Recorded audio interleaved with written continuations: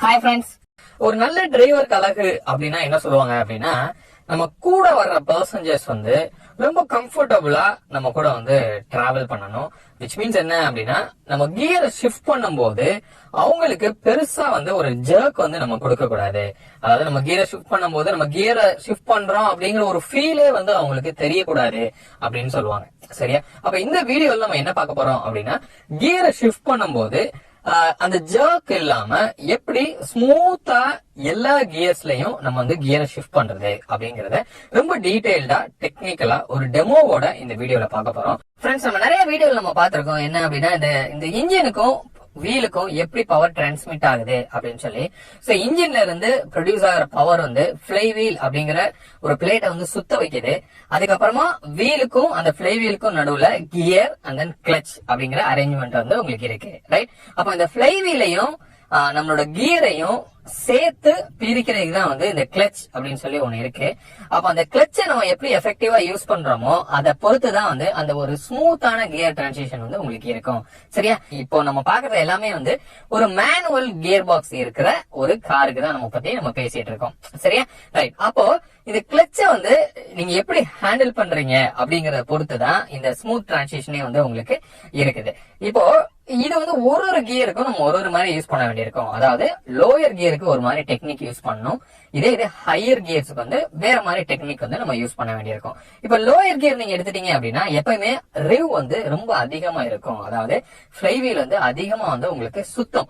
ஆனா ரோடோட speed, வீலோட speed பாத்தீங்கன்னா ரொம்ப கம்மியா இருக்கும். அப்ப அந்த டைம்ல நீங்க ரெண்டையும் மர்ஜ் பண்ணும்போது உங்களுக்கு என்ன ஆகுது, ஃப்ளை வீல் ரொம்ப அதிகமான ஸ்பீட் சுத்திட்டு இருக்கும்போது என்ன ஆகும், அந்த இடத்துல ஒரு ஜர்க் கிரியேட் ஆகும். அதனாலதான் இந்த ஃபர்ஸ்ட் அண்ட் செகண்ட் கியர்ல பாத்தீங்க அப்படின்னா அதிகமா ஜர்க் உங்களுக்கு கிரியேட் ஆகுது.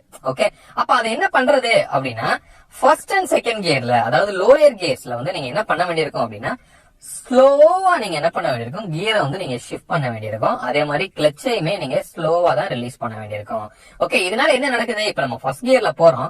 ஃபர்ஸ்ட் கியர்ல போயிட்டு ஆக்சிலேட்டர் நல்லா கொடுத்தோம்னா என்ன ஆகும்னா, ஆர்பிஎம் ரிவ் அதிகமா உங்களுக்கு இன்க்ரீஸ் ஆகும். அதாவது ஒரு 2000 3000 வரைக்கும் கூட ஒன்னா போகும். அப்ப என்ன ஆகுது, ஃப்ளை வீல் வேகமா சுத்துது. ஆனா ரோட்ல பாத்தீங்கன்னா கார் ரொம்ப ஸ்லோவா தான் போயிட்டு இருக்கு. அப்ப அந்த டைம்ல நீங்க டக்குன்னு போயிட்டு பிரிச்சு சேர்க்கும் போது என்ன ஆகும் அப்படின்னா ஒரு ஜர்க் கிரியேட் ஆகுது. அப்ப என்ன பண்ணணும், ரிவ் 3000 போறத செட்டில் ஆகிற வரைக்கும் நம்ம வெயிட் பண்ணணும். அப்போ அது ஒரு 3000 போன ரிவ் அட்லீஸ்ட் ஒரு 1500 வர வரைக்கும் நீங்க வெயிட் பண்ணி அதுக்கப்புறம் கியரை ஷிஃப்ட் பண்ணி கிளச்சை ரிலீஸ் பண்ணீங்கன்னா ஸ்மூத்தா டிரான்சிஷன் நடக்கும். இப்போ வெயிட் பண்ணணும் அப்படின்னா அதுக்காக ரொம்ப நேரம் ஆகுமா அப்படின்னு கேட்டீங்கன்னா கிடையாது. நீங்க நல்ல ஆக்சிலேட்டர், நீங்க ஃபர்ஸ்ட் கியர் போட்டு ஆக்சிலேட்டர் ரைஸ் பண்ணும்போது சர்ன்னு ரைஸ் ஆகுது, கிளச் அமுக்குறீங்க, உடனே சர்ன்னு ரிவ் கீழே இறங்க ஆரம்பிக்கும். அதுக்கப்புறமா கியரை மாத்துங்க. அப்போ ஒன்ல இருந்து ரெண்டாவது கியருக்கு கிளச் அமைக்கி கொஞ்சம் டைம் எடுத்து நீங்க கியரை நீங்க ஷிஃப்ட் பண்ணி அதுக்கப்புறம் ஸ்லோவா கிளச்சை ரிலீஸ் பண்ணாவே ஸ்மூத்தா உங்களுக்கு அந்த டிரான்சிஷன் இருக்கும். இதே ஹையர் கியர்ஸ் அதாவது 3 4 5 இந்த கியர்ல என்ன நடக்கும் அப்படின்னா, இன்ஜினோட ஆர்பிஎம் நல்லாவே கம்மியா தான் இருக்கும். அதாவது ரிவ் ரொம்ப கம்மியா இருக்கும். ஆனா ரோடோட ஸ்பீட் அதிகமா இருக்கும். இது லோயர் கியருக்கு அப்படி ஆப்போசிட்டா தான் உங்களுக்கு இந்த ஹையர் கியர்ஸ்ல இருக்கும். அப்ப என்ன பண்ண வேண்டியிருக்கும் அப்படின்னா, நீங்க நல்லா ரைஸ் பண்ணிட்டு கிளச் அமைக்கி நீங்க வெயிட் பண்ணீங்கன்னு வச்சுக்கோங்களேன், மறுபடியும் ரிவ் என்ன ஆகும், வேகமா டவுன் ஆயிரும். ஆனா காரோட ஸ்பீட் அதிகமா இருக்கும். அப்ப அந்த ஜர்க் கிரியேட் ஆகும். ஓகே, அப்ப நீங்க என்ன பண்ண வேண்டியிருக்கும், குயிக்கா நீங்க கியரை சேஞ்ச் பண்ணும், குயிக்கா கிளச்சை நீங்க ரிலீஸ் பண்ணணும். அப்படி பண்ணீங்கன்னா ஹையர் கியர்ஸ்ல அந்த ஜர்க் இல்லாம உங்களால கியரை ஷிஃப்ட் பண்ண முடியும். ரைட். சோ இன்னொன்னு, இதை இப்ப நம்ம பேசுனது எல்லாமே ஒரு அப் ஷிஃப்ட் பண்றதுக்கு, அதாவது கியரை இன்க்ரீஸ் பண்ணும்போது அந்த ஸ்மூத்தரான ஒரு டிரான்சிஷன் தான் இப்ப நம்ம பேசிட்டு இருக்கோம்.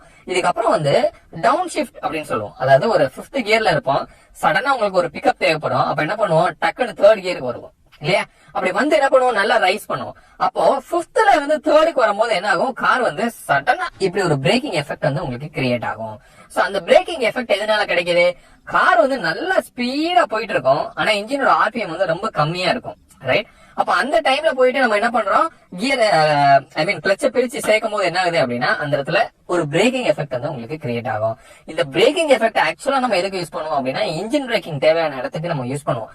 பட் இப்ப நம்மளோட ரெக்குவயர்மெண்ட் என்ன, இன்ஜின் பிரேக்கிங் கிடையாது, ஒரு சடன் பிக்கப். அப்ப என்ன பண்ணணும் அப்படின்னா, கிளச்சை நல்லா அமுக்கி பிடிச்சிட்டு ரிலீஸ் பண்றதுக்கு முன்னாடி இன்ஜினோட ரிவ் ஸ்லைட்டா இன்க்ரீஸ் பண்ணணும். அதாவது கிளச்சை ரிலீஸ் பண்றதுக்கு முன்னாடியே நீங்க என்ன பண்ணணும், கொஞ்சம் ஆக்சிலேட்டர் கொடுத்துட்டு அப்புறம் கிளச்சை ரிலீஸ் பண்ணீங்க அப்படின்னா இந்த டவுன் ஷிஃப்ட்ல அந்த ஒரு ஜர்க் இல்லாம உங்களால ஸ்மூத்தரா கியரை வந்து டிரான்ஸ்மிட் பண்ண முடியும். ஓகே ரைட், இதான் வந்து தியரட்டிக்கல் கான்செப்ட் இந்த விஷயத்துக்கு பின்னாடி இருக்கிறது. ஏற்கனவே நான் சொன்ன மாதிரி அந்த ஆர்பிஎம் ஒரு 3000 இல்ல 2500 இருந்து செட்டில் ஆக விடுறோம் 1500. அதுக்கப்புறம் கியரை மாத்துறோம். இப்ப நான் செகண்ட் கியர்ல போயிட்டு இருக்கேன். ஆர்பிஎம் வந்து 2000 ஆர்பிஎம் இருக்கு. இப்ப என்ன பண்றேன், கிளட்ச் அமுக்குறேன், பிரேக் கியரை நான் ஷிஃப்ட் பண்றேன், அப்புறம் ஸ்லோவா நான் ரிலீஸ் பண்ணி இப்ப நான் வந்து ஆக்சிலேட்டர் நான் கொடுத்திருக்கேன். இப்ப இந்த ஆக்ஷன் டைம் பாத்தீங்க அப்படின்னா ரொம்ப ஷார்ட்டா இருக்கும். எதுக்காக அப்படின்னா அந்த ரிவோ வந்து ரொம்ப கீழே வர விடக்கூடாது. அப்படி ரொம்ப கீழே வந்துட்டோம் அப்படின்னா உங்களுக்கு என்ன ஆகும், அந்த ஒரு ஜர்க் வந்து கிரியேட் ஆகும். சரியா? சோ இது மாதிரிதான் வந்து நீங்க என்ன பண்ணணும், 1 and 3க்கு ரொம்ப ஸ்லோவா உங்க ஆக்ஷன் இருக்கணும். and then 3, 4, 5க்கு வந்து உங்களோட ஆக்ஷன் வந்து கொஞ்சம் ஃபாஸ்டா இருக்கணும். சரியா? இப்ப நான் இது எல்லாமே வந்து அப் ஷிஃப்ட். இப்ப நான் அடுத்து வந்து நான் ஒரு டவுன் ஷிஃப்ட் நான் உங்களுக்கு பண்ணி காமிக்கிறேன். இப்ப வந்து நம்ம 5th கியர்ல நம்ம போயிட்டு இருக்கோம். இப்ப சடனா எனக்கு வந்து ஒரு பிக்கப் தேவை இருக்கு அப்படின்னா என்ன பண்றேன், 5thல இருந்து நம்ம 3க்கு வரோம், 3rdக்கு வரோம் இல்லையா? இப்ப பாருங்க, நான் 5thல இருந்து 3rd மாத்தி கிளட்ச ரிலீஸ் பண்ண என்ன பார்க்கலாம், நல்லா வந்து ஒரு பிரேக்கிங் எஃபெக்ட் வந்து நமக்கு கிடைக்குது. பட் அதை அவாய்ட் பண்றதுக்கு நான் என்ன பண்ணணும்னு சொல்லியிருக்கேன். இப்ப நம்ம 5th போறோம், நல்லா இன்க்ரீஸ் பண்றோம்.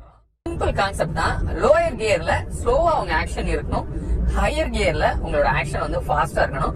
இன்க்ளூடிங் கிளட்ச நீங்க ரிலீஸ் பண்றதுல இருந்து கியரை நீங்க ஷிஃப்ட் பண்றது, இது எல்லாமே வந்து ஃபாஸ்டா பண்ணணும் ஹையர் ஸ்பீட்ல.